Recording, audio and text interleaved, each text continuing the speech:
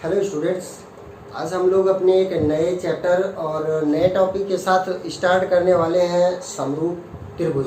Means पहले तो हम लोग त्रिभुज पढ़ चुके हैं, नाइन्थ में त्रिभुज पढ़ चुके हैं। उस नाइन्थ में आप लोग क्या पढ़े थे, अगर दो त्रिभुज दिए गए हों और दोनों त्रिभुजों को हम लोग समरूप सर्वांशम कैसे करते हैं। तो सर्वांशम करना तो आप लोगों को बताया गया था कि अगर उनके दो साइड से एक एंगल इक्वल कर लें, मीन्स दो भुजाएं और एक कोण बराबर कर लें, या दो कोण एक भुजा बराबर कर लें, या फिर उनके तीनों भुजाएं बराबर कर लेते हैं, तो आपके दोनों त्रिभुज क्या होते हैं, सर्वांशम होते हैं। बट यहाँ पे आपको पढ़ना है सिमिलर ट्रायंगल, मीन्स समरूप त्रिभुज पढ़ना है, समरूप त्रिभुज। और समरूप त्रिभुज को पढ़ने से पहले देखते हैं कि समरूप क्या है, यानी समरूपता क्या है। समरूपता का मतलब है अगर आपको दो फिगर्स दिए गए हों, दो चित्र दिए गए हों किसी भी प्रकार के हों, और दोनों फिगर्स एक समान आपको दिखते हों, पहला तो आप देख करके ही अनुमान लगा सकते हैं हाँ ये समरूप है या नहीं है। कुछ फिगर्स ऐसे होते हैं जब आपको अनुमान लगाने के बजाय गणितीय ढंग से दिखाना होता है कि ये समरूप है या नहीं है। तो पहले देखिए अनुमान लगा के हम लोग कैसे देखते हैं, मीन्स ऐसे ही देख करके कैसे जान सकते हैं कि वो समरूप है कि नहीं।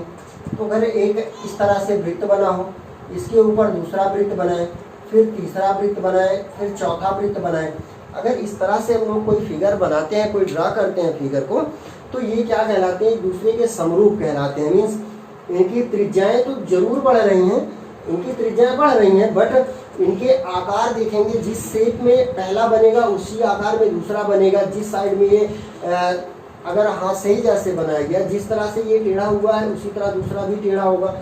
या अगर हम लोग गोला प्रकार से बनाते हैं, प्रकार की सहायता से बनाते हैं, तो पूरा गोला बनेगा, फिर उसके ऊपर दूसरा बनाएंगे, तीसरा बनाएंगे, तो उनके आकार जो होंगे वो हमेशा सेम होंगे। तो अगर ये एक ही प्रकार की आकृति को दर्शाते हैं तो इनसे दोनों एक दूसरे के समरूप कहलाते हैं। अब अगर यही चीज़ हम लोग त्रिभुज में देख लें, ये एक त्रिभुज हो गया, इसी के ऊपर अगर दूसरा त्रिभुज बनाएंगे सेम दूरी पर, तो देखिए ये इस प्रकार से दूसरा हो गया। ऐसे ही तीसरा बनाएंगे तो ये तीसरा भी त्रिभुज बन गया। और ये देखिए देखते हैं तो ये भी आपको तीनों एक दूसरे के समान ही दिखेंगे, एक जैसा दिखेंगे, मीन्स ये एक दूसरे के समरूप त्रिभुज कहलाएंगे। अब आते हैं हम लोग गणितीय ढंग से, कि अगर गणितीय ढंग से हमको करना हो कि दो फिगर्स दिए गए हों और आपको सॉल्व करके या जैसे भी गणितीय ढंग से आपको करना है कि वो समरूप है कि नहीं है। तो समरूप करने के लिए देखिए क्या करते हैं, यदि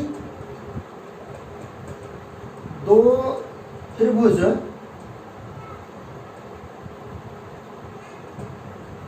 समरूप हैं तो पहला कंडीशन बनेगा कि उनके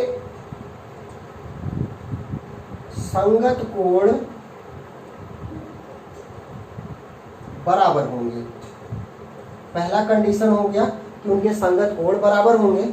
दूसरा है उनकी संगत भुजाओं का अनुपात, संगत भुजाओं का अनुपात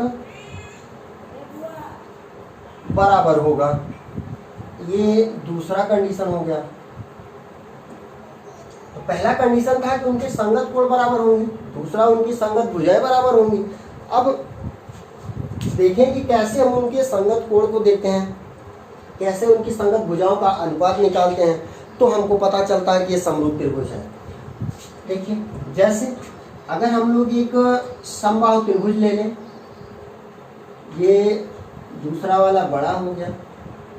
अब देखें अगर, तो देख करके भी आपको लगेगा बेशक दोनों के आकार में अंतर है, बट समरूप आपको बताना है। ये नहीं बताना है कि दोनों एक दूसरे के इक्वल हैं या एक दूसरे के बराबर हैं कि नहीं है।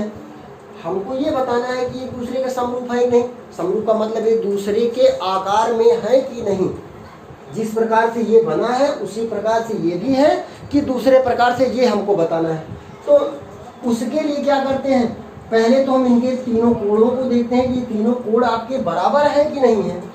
मीन्स अगर ये त्रिभुज ए बी सी है और ये त्रिभुज ए डैश बी डैश और सी डैश है, तो पहले इनको देखेंगे कि इनके तीनों कोण बराबर हैं कि नहीं। क्योंकि कहा है कि उनके संगत कोण बराबर होने चाहिए। अगर दोनों त्रिभुज समरूप हैं तो उनके संगत कोण बराबर होने चाहिए। तो चूंकि समरूप त्रिभुज ये समबाहु त्रिभुज है, तो समबाहु त्रिभुज के जो कोण होते हैं वो सब बराबर होते हैं। चलिए इनके कोण मान लीजिए, क्योंकि ये भी समबाहु है, दूसरा भी समबाहु है, तो इनके कोण 60-60-60 हो जाएंगे, मीन्स इनके कोण तो बराबर होंगे। मीन्स कोण ए डैश के बराबर है, कोण बी डैश के बराबर है, और कोण सी डैश के बराबर। तीनों बराबर मिल गए।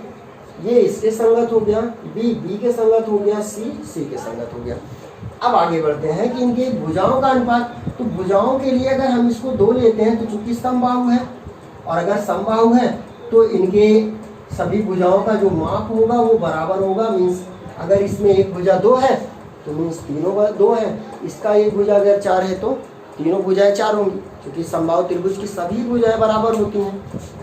अब अगर इनकी भुजा का अनुपात हम लोग निकालेंगे तो संगत भुजा अगर इसका ए बी है तो इसका ए डैश बी डैश, तो 2/4 हो जाएगा, बराबर 1/2 आ गया। अगर इनका बी सी तो इसकी संगत भुजा बी डैश सी डैश, इसको भी अगर अनुपात में निकालते हैं तो इसका भी मान आएगा 1/2। और तीसरा अगर हम लोग ए सी और बटे ए डैश सी डैश निकालेंगे तो ए सी का मान है 2 और ए डैश सी डैश का मान 4, इसको भी भाग करेंगे तो आएगा 1/2। तो देखें कि इनके तीनों कोण बराबर आपको मिले। अब तीनों कोण बराबर के साथ साथ आपको इनकी तीनों संगत भुजाओं का अनुपात भी बराबर मिला है। तो दोनों नियम को देखो फॉलो कर रहे हैं नहीं।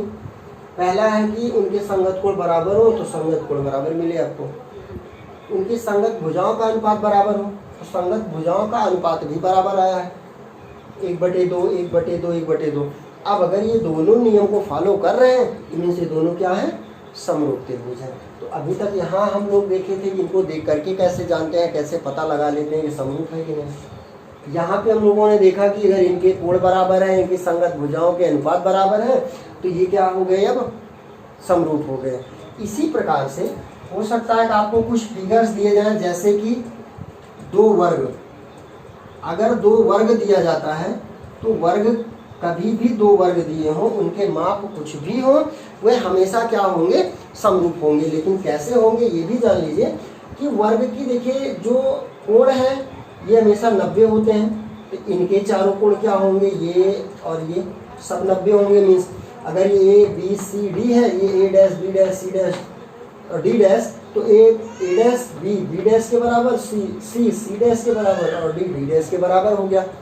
अब भुजा का अनुपात अगर निकालें, इसमें भुजा मान लीजिए 2 है, इसकी भुजा मान लीजिए 6 है, तो वर्ग के चूंकि सभी भुजाएं बराबर होती हैं, अगर ये 2 हैं इनकी सभी भुजाएं 2, ये 6 है तो इसकी सभी भुजाएं 6, इनका अनुपात निकालेंगे तो 3 आएगा, 1/3 आएगा। इसका अनुपात निकाले तो 1/3, इसका अनुपात निकाले तो 1/3, इसका अनुपात निकाले तो 1/3।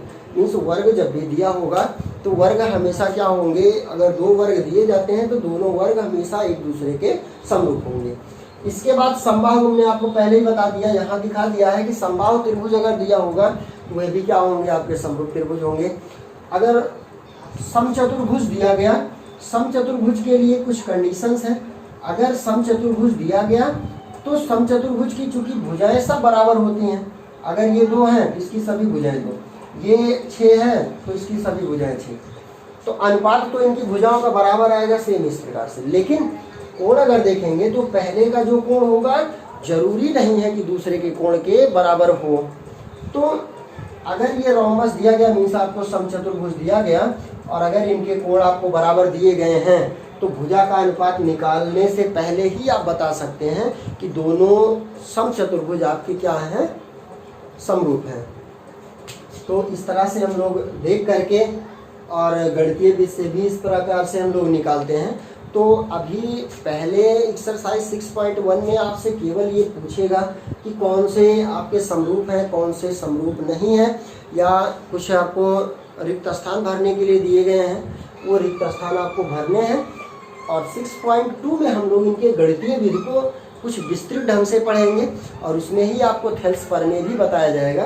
तो पहले तो 6.1 आज हम लोग सॉल्व कर लेते हैं। 6.1 का पहला जो क्वेश्चन है, पहला क्वेश्चन कह रहा है कि कोष्ठक में दिए गए शब्दों में से सही शब्दों का प्रयोग करते हुए रिक्त स्थानों को भरिए। पहला दिया है सभी वृत्त डॉट डॉट होते हैं, विकल्प दिया है सर्वांगसम और समरूप। सभी त्रिभुज सभी वृत्त जो है वो आपके समरूप तो नहीं हो सर्वांगसम तो नहीं हो सकते हैं, बट समरूप होते हैं।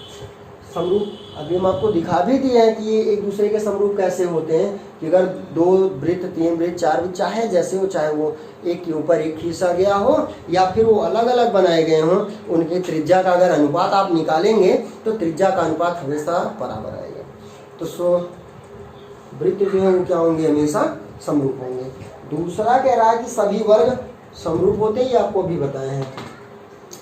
और थर्ड नंबर है सभी डॉट डॉट त्रिभुज समरूप होते हैं तो समबाहु। दूसरा उसमें विकल्प दिया है, पहला समद्विबाहु दूसरा समबाहु। तो समद्विबाहु में जरूरी नहीं कि उनके भुजा का अनुपात बराबर ही हो और उनके कोण बराबर हो जाए तीनों, चूंकि समद्विबाहु में 2 भुजाएं तो बराबर होंगी लेकिन तीसरी भुजा आपकी अलग होगी। जो 2 भुजाएं बराबर होंगी उनके अनुपात तो बराबर हो सकते हैं, बट तीसरा जो है उसका अनुपात बराबर हो नहीं सकता है, जरूरी नहीं हो सकता है। इसलिए सभी समद्विबाहु त्रिभुज समरूप नहीं हो सकते हैं, इसलिए हाँ ऑप्शन आपका जो सही होगा वो क्या होगा, समरूप होगा। चौथा है भुजाओं की समान संख्या वाले 2 बहुभुज समरूप होते हैं यदि उनके संगत कोण बराबर हो, पहला भरा जाएगा विकल्प में। और दूसरा कह रहा है उनकी संगत भुजाएं समानुपाती हो।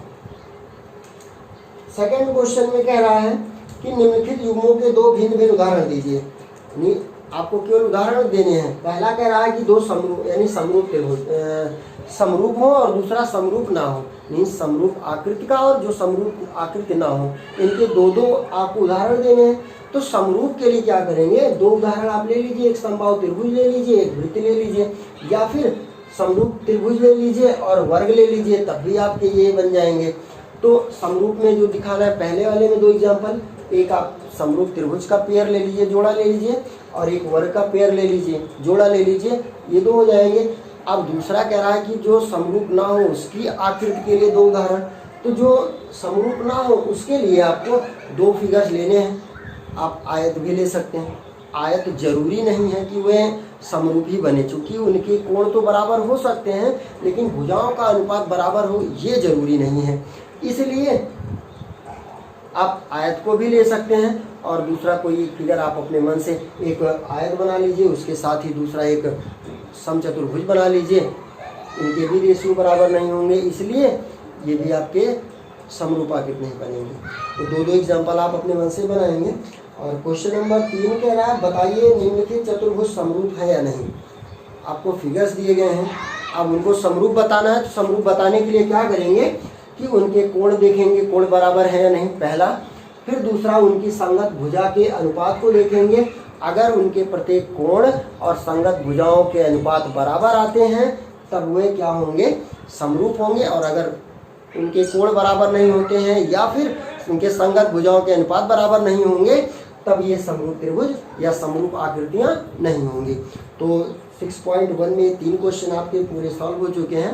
अब नेक्स्ट डे हम लोग 6.2 के लिए थेल्स प्रमेय को पहले देखेंगे, जिसका आपको डेरिवेट कराया जाएगा। प्रमेय को हम लोग सिद्ध करेंगे और सिद्ध करने के बाद 6.2 एक्सरसाइज में चलेंगे।